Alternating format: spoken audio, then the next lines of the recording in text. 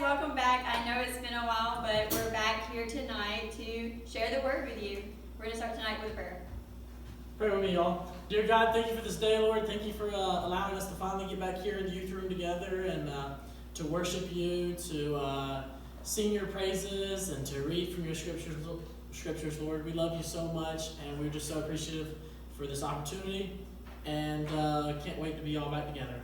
Amen.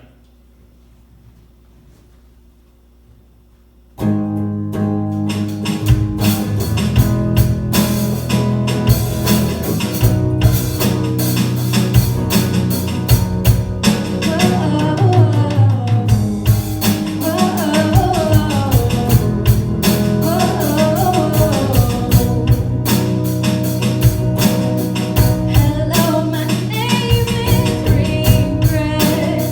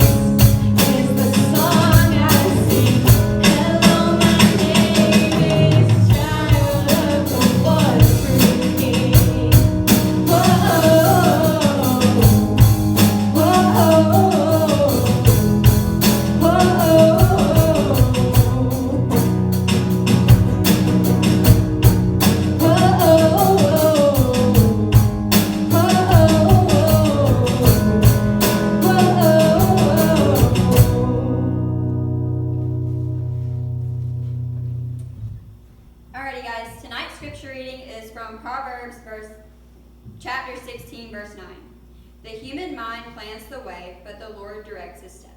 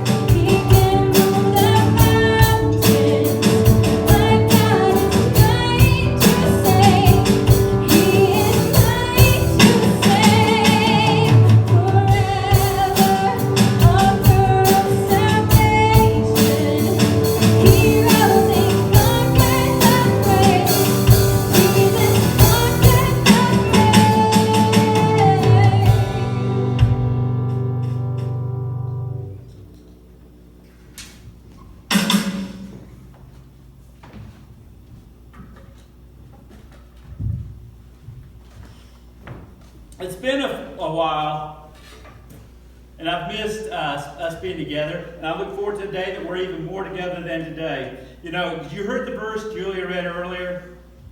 Man plans and God directs. Man plans and God directs. How many times have you had your plan all set, and yet circumstances, events, other things came about that you realize you are being directed in a different way? Directed in a different way. I imagine most of us can look at 2020 and say, hey, we've planned, but our direction has been changed.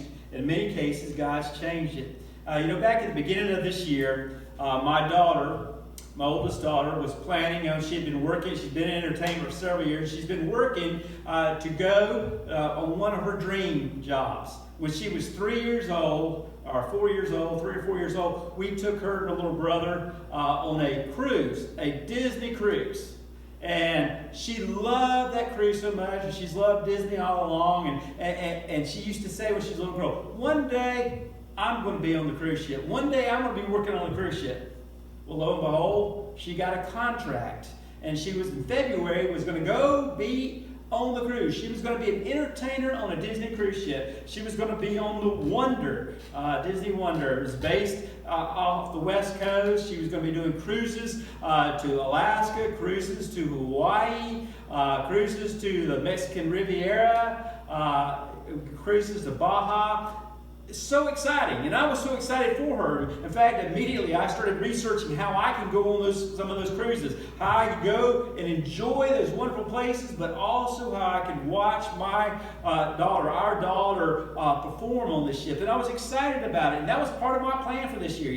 That was how our vacations were going to be spent this year. We were going to try to go at least twice, and we were going to go on some cruises. We were going to be with our daughter, seeing her perform, and we were going to just have the time of our life. What might be Hawaii, it might be Alaska, it might be the Mexican Riviera, but we were going to go and do something that we had not done, and we were also going to be able to experience that. For us, and for me, those plans changed. Those plans changed for my daughter. And, when they first started changing, when she first got word, she got word 4 days before she was supposed to fly out. To get on the plane. She got word, hold off, wait just a little while, we'll let you know when to come for the training. And I would tell her, I said, I know it's a little bit discouraging, but, honey, probably, maybe 3-4 weeks, and then you'll be going, you'll have your training, and then you'll have just the best year of your life. And I'd already mapped out, I'd gotten all the places the cruise ship was going to go during the year, and I'd put a calendar for every week where she was going to be. I knew, and I kept telling her, you got the opportunity that most of us don't have. You know exactly where you're going to be every day for this next year. And I've said that, and I said, that's exciting. I've never had that where I knew every day where I was going to be. You know where you're going to be. We were all excited about that. But then when it didn't happen like it was supposed to, I said, maybe 3 or 4 weeks, Sarah, they'll be calling you. They'll be calling you and telling you when to come. And then it went from 3 or 4 weeks to maybe next month. And then it went from maybe next month to maybe by the time summer starts, when everything gets warmer. And then it went from when summer comes and it still wasn't on the cruise ship, well, maybe sometime before this year's over. And now we know that they're not going to be cruising Disney cruise ships anytime this year. Isn't it crazy how we can plan and know every one of our steps and exactly where we're going to go, and yet circumstances can change, and God can begin to direct and mold us in different ways that we would never foresee. I didn't see this. Should I have seen it? Maybe. I didn't see this. Did you see this? I've been a student pastor or pastor for 36 years. Never had a year like this in ministry. Never had a year like this in ministry. Never been a place that we will get together. No, we can't get together. Or we can get together, but we're going to be wearing these, and we're not going to touch each other. We can't hug each other or shake hands or anything. I didn't see this coming. I was a history major in college, and I knew that there's been plagues and there's been these pandemics throughout history. But we're living in 2020, Modern medical science will never happen. Yeah, that happened in the past, but that probably never happened, at least in my mind. And here we are, it has happened. I never saw it coming. It's crazy. It has been a very, very crazy year. And to be honest, it's been a very crazy month for me. Maybe you can relate. I spent August and September, and every time we'd film one of these, and every time I taught one of these, I was talking about Psalm 61. You probably don't remember. You can go back and look at the old ones on YouTube if you want to. But Psalm 61, in that psalm, it really talks and speaks about being content, finding contentment, and talking about the reasons we don't find contentment, and how we can find contentment. Have you ever had to learn a lesson the hard way? You thought you understood it, but then you had to learn it the hard way. I can't tell you how many times I've spoken to my son about, you need to learn from my mistakes. You don't have to learn the hard way. He said, got to learn the hard way, Dad. Sometimes you got to learn on your own. I said, no, it's not true. Please listen. You can save yourself a lot of pain if you'll just listen. Well, I understand where he gets it from. I've had to learn too many things the hard way. I've learned it the hard way. Since we last looked at this song, both myself and my daughter, the entertainer that was going to be on a Disney cruise ship, we both got COVID. I couldn't believe it. I really could not believe that I had COVID. As careful as I've been, using my mask, much more than a lot of y'all have, as careful as I've been, hand sanitizer, using it in my office, in my house, not shaking hands. Some of y'all have come in to the youth room Wednesday night, you're hugging each other's neck. I haven't hugged your neck. I've backed off from that. Sunday mornings when we've been in worship, I've stayed my distance. I did all the things they told me to do right. I've not really hugged almost anybody other than my wife in about 8 or 9 months. I've done what I'm supposed to do. I've kept my social distance. So how did I get it? And where did I get it? Was it from a gas pump that I just didn't clean my hand afterwards when I was pumping gas into my car? Was it just from breathing the air around somebody when I didn't have my mask on or they didn't have their mask on? How did it happen? I don't know. It's a crazy thing. But I'm telling you, you don't want to get it. Honestly, you don't want to get it. I had been feeling achy a few days. We'd gone to visit my daughter in Pigeon Forge, Tennessee. And we'd been there 4 days. And on the 5th day, I was really starting to I thought, maybe this bed that we're sleeping in this hotel, it must be stiff or something because I'm really achy. My back's achy, my arms are achy, my shoulders are achy. I don't know what it is. And then the night before we were to come home, my wife wanted to go out walking, which we were doing every night. And I kept thinking, I'm cold. She put her hand on my forehead, and I was feeling cold and chills because inside my body was very hot. I had a fever that night. I still was thinking, it was just symptoms. I'm crazy. It's in my head. You get in your head, you hear something, you think you got it. It's crazy. We got up the next morning. We said goodbye to her. We started home. We stopped at a gas station at the interstate to get gas. And I walked in. It's one of those gas stations, one of those super gas stations, and it had a whole bakery over there. And I walked in to use the bathroom and walked past all the bakery. I don't think I'm smelling anything in the bakery. And so I got back to the car. I didn't tell my wife right then. I took some cologne and sprayed it on my wrist. I got it on my nose. I'm not smelling the cologne. I was worried. Made it home that night, and I started experiencing all the other symptoms. I didn't sleep well. I stayed up all night. My stomach was very upset. I had this headache that had just kind of pounded in my head. My stomach was hurt. So before I went to work the next morning, when we got up to get ready to go back to work, I said, I gotta get tested. And I went and got tested, and I walked in there and did all the things they said, and they were all masked up. I felt like I was on some kind of zombie movie, with all the masks and the shields and the robes and everything else they seemed to be wearing to protect themselves from giving me a test. They stuck that thing way up in my nose, and I thought I was going to sneeze all over the place, and came back in 15 minutes. They said, Mr. Harry, you tested positive. I was not excited at all. They list 14 symptoms you can get. By the next morning, I had all 14. Everything on the list I had. I was feeling achy. I was hurting. My stomach was messed up. Everything. And I had this headache that would not quit. The whole top of your head hurt. It was terrible. Fortunately, of all the severe problems I had a cough. I was a little short of breath, but that's the one that never became severe. That's the one that never sent me to the hospital. That's the one that never got me in a lot of trouble. I really don't understand this virus. And I'm not sure that I know who to trust when it comes to this virus. But I promise you, the virus is real. You feel terrible, but you know what was as bad as feeling terrible for me? Feeling isolated.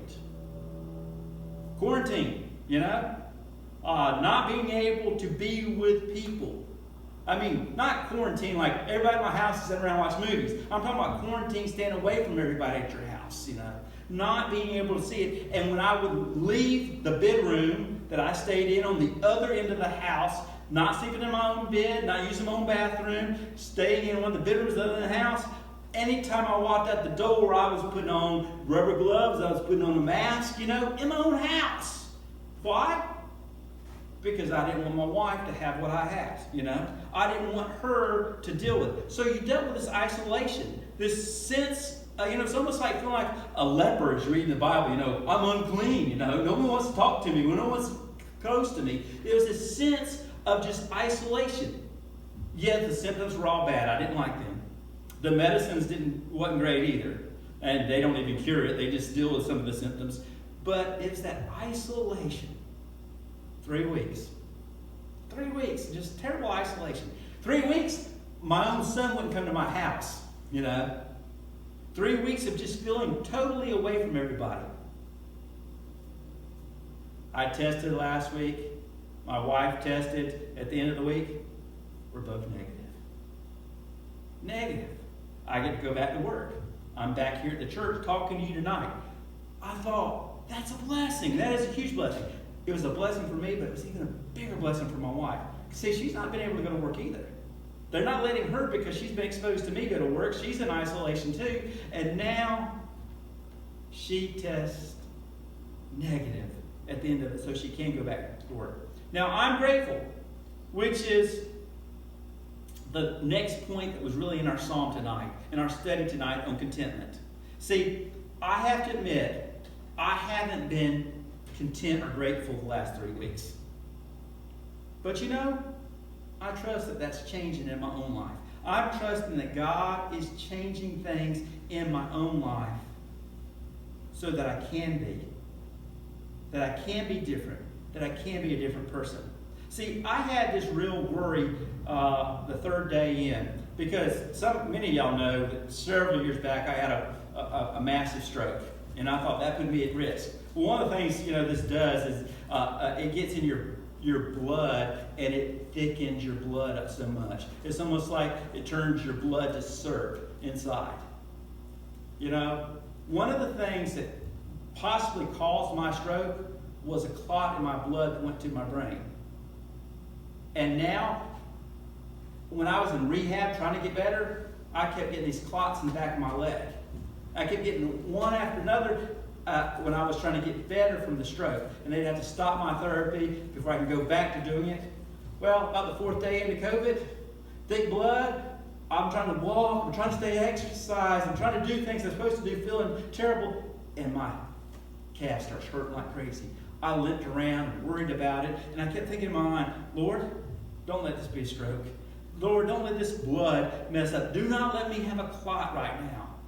I honestly was worried. I honestly got scared at that time. But I had to turn it over to God. I said, God, I'm scared. You know I'm scared. I want you to help me with this contentment. The topic of tonight on contentment is content people cultivate gratitude. Content people cultivate gratitude. They learn to be thankful in good things. No, they learn to be thankful in every circumstance. You remember the verse I read a month or so ago about Paul saying he was thankful in all things. He talked about all the negative things that happened to him, and yet he was still thankful. See, learning to be content, cultivating gratitude, it's a whole lot easier to say that than it is to do it. How can we be like Paul? How can we be grateful in spite of even bad circumstances? Well, I think gratitude is connected with a deep trust in God. God, I trust you. I don't understand it. I don't know what's going on, but I trust you. It comes with embracing or resting contently in God's attributes. I know all these things about you, God. I'm scared, but I trust you. I don't trust myself. I don't trust politicians. I don't trust scientists. I don't trust whatever, but I do trust you, God. I trust you here, and I know that you are faithful, that you love me, Gratitude flows out of this conviction that God knows what we need better than we know what we need ourselves. And He loves us enough to meet those needs even when we don't know how to meet them, according to His riches and glory. Let me put it this way. If you make a list of things that you don't have right now, it's probably a mile long. I don't have this, and I don't have this, and I don't have this. I want these, and you make that list of all these things. At least it's the way for me. All these things that I want that I don't have. How life would be better if I could have these things on my want list. And as I said before, the advertising world pushes us to add to that list all the time. You got to have this, you got to have this. And all you got to do is click on one thing on Amazon Prime, and all of a sudden you get all these advertisements of all of the things you need because you once looked at this thing, you know. And all of a sudden you get on to anything else, and there it comes again, an advertisement for something else you need. And they know you need it because you once looked at it, you know. And they push you for all these things you need to have. I don't have a lot of things I think I need, or at least things I want. Every commercial tells me things that I don't have and why I should want those things. But we have to remember that there's another list. What list am I talking about? I'm referring to the list of things that you do have. The things you have right now. And you know, that list actually is probably much, much, much longer than you think. And that list is probably much, much longer than the first list. Let me just review a part of my other list. I have a home. You know, it's Lynn and my house. Our house. We own that house. At least we own most of that house. The bank still owns a part of that house, you know. But we own most of that house. It's ours. And every night I sleep in a soft, warm bed within the walls of this house. In fact, this house has 4 bedrooms in it. And we only use one of them now. I was using more when I had COVID. But we only use one of them, really. It has 4 bedrooms in this house. This house also has 5 bathrooms in it, you know. So you think about that. I can have my own bathroom. And when we were building the house, we lived in a little bitty small house. The house that Joshua lives in now, it had 1 bathroom, and all 5 of us used it. So when we were building the house, we made 5 bathrooms, you know, because after spending a year all trying to get in 1 bathroom, we used all 5 of them. So I can have my own bathroom, you know. Oh, you know, you think that's crazy, but you know, all of us have houses, right? You have a house, or your mom and dad have a house that you live in. We all have houses, right? Wrong. You know, only 3% of the people in the world today can say that they have a home that they can call their own. Their own. See, that have list is pretty important because I'm part of a small group that can say I'm on that list. I have a full stomach. Usually it's much too full, you know. I have good health in spite of COVID. I have tons of dear and closer than brother friends. And they're not just all right here in Forsyth either. They're all over the world. People that have become my close friends. I have a wife, and in my eyes, the world's greatest. We've been increasingly more happy as our years have gone by for 31 years now. We have 3 amazing kids.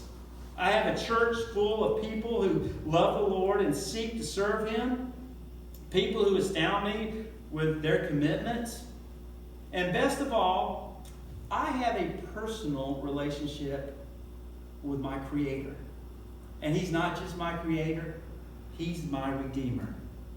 I never face life's challenges without His all-loving, all-knowing, all-powerful presence in my life.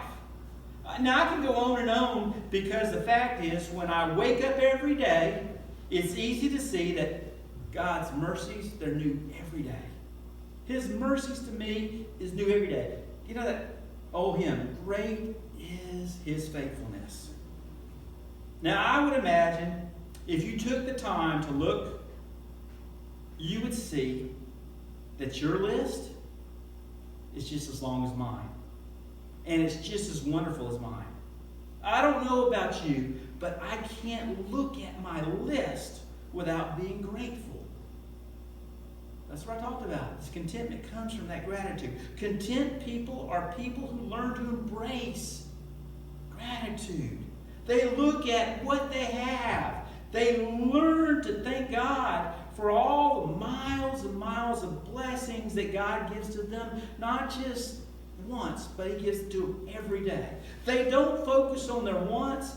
They are not just these have-not kind of people, but they are the have kind of people. They focus on the good stuff.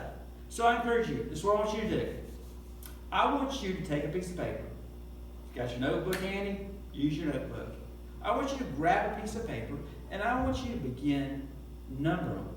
Start with 1. Put down what is it that you have that's a blessing. What is it that you have that God has blessed you with? And you just keep numbering. 2, 3, 4. Go on. You've got time. Do it tonight. But don't just do it and then fold it up or throw it in the trash. Leave it where you see it. So tomorrow you can add 6 and 7, 8, and the next day. In fact, leave that list where you will see it this entire week. And every time you pass it, and every time God reminds you of something, maybe you're driving to school, maybe you're going to see a friend, maybe you're getting something to eat. Every time it comes to your mind, go ahead and write it. Write down those things that you are grateful for. Focus not on your have-nots, but focus on your haves. I encourage you in that list. Too often we fill our want list.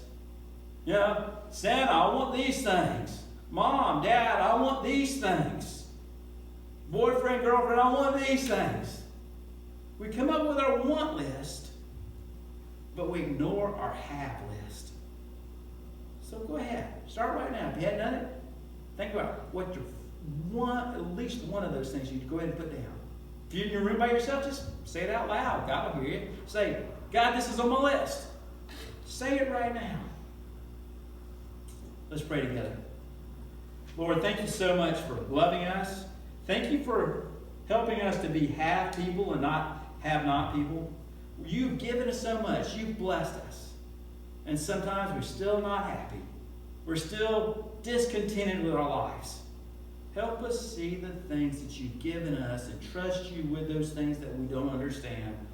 Help us find contentment in you. Not in our circumstances, but in you, Lord. Help us find it. Bless our lives. It's in your Son's name I pray. In the name of Jesus, the one you sent so we can have salvation. I pray. Amen. All right, guys, I don't know exactly what we're going to be doing and when we're going to be doing it. I wish I could just give you a straight answer. I can't. There's so many things I want to do. And, already when the temperature got cool this week, maybe you did like I did. You know what I thought about? When the temperature started dropping, I was thinking, sure would be nice to be on a ski slope. Sure would be nice to be on winter retreat. It sure would be nice to be doing this. I don't know what our plans are going to be. We are making every effort. We were making every effort. We still plan on making every effort to be able to do more and more. As you know, our church has been back virtual for the last several weeks because we had a good number of folks, including myself, including other staff members, but including members of our church that had been in worship here with us that got COVID. And so we've been kind of on pause. I think we will be starting back very soon. I don't know how soon that's going to be. But I encourage you to be safe. Take the proper precautions. Take care of it, not necessarily, if you're not worried about yourself, that's okay. Worry about other people, Greater love had no man that he would lay down his life for others. Try to put other people first. And hopefully very soon we can be talking about what we're doing. If you'd like to help on ReCHARGE, and hopefully very soon our life pods that we're trying to start, reach out to me. You've got my number. Text me. And I'd love to have you be a part of it. Thank you for all that you're doing. I encourage you to be in prayer for what God's doing for us. I hope you have a great week. I hope after tomorrow, or at least by Thursday, I'm able to tell you a little bit more about this weekend and the weeks to come. Y'all have a great night. See you.